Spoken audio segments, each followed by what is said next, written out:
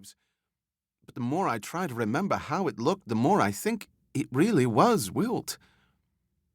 There was a disconcerted muttering from the others, and one of them spoke. "This is Amberle's fault. I said before that something bad would come from having a girl picked as a chosen."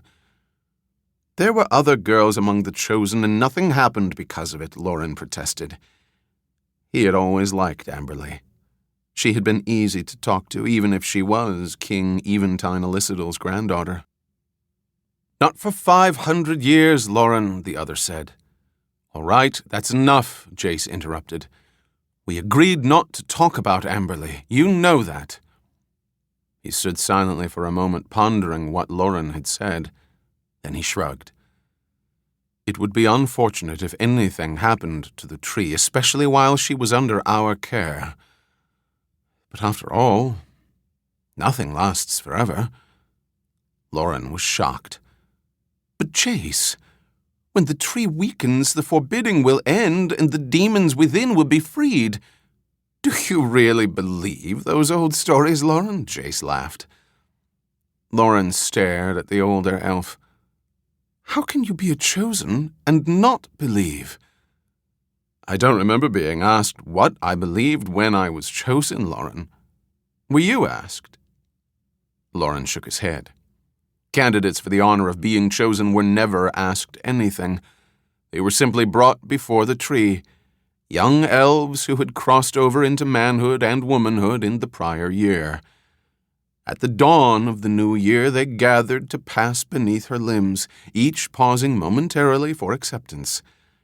Those the tree touched upon the shoulders became the new chosen, to serve until the year was done. Lauren could still remember the mix of ecstasy and pride he had felt at the moment a slender branch had bent to touch him, and he'd heard her speak his name. And he remembered, too, the astonishment of all when Amberle had been called. "It's just a tale to frighten children," Jace was saying. "The real function of the Elcris is to serve as a reminder to the elven people that they, like her, survive despite all the changes that have taken place in the history of the Four Lands. She is a symbol of our people's strength, Lauren. Nothing more." He motioned for them all to resume their walk into the gardens and turned away. Lauren lapsed back into thought. The older elf's casual disregard for the legend of the tree disturbed him. Of course, Jace was from the city, and Lauren had observed that the people of Arborlon seemed to take the old beliefs less seriously than did those of the little northern village from which he came. But the story of the Elcris and the forbidding wasn't just a story. It was the foundation of everything that was truly elven, the most important event in the history of his people. It had all taken place long ago, before the birth of the New World. There had been a great war between good and evil, a war that the elves had finally won by creating the Elcris and a forbidding that had banished the evil demons into a timeless dark.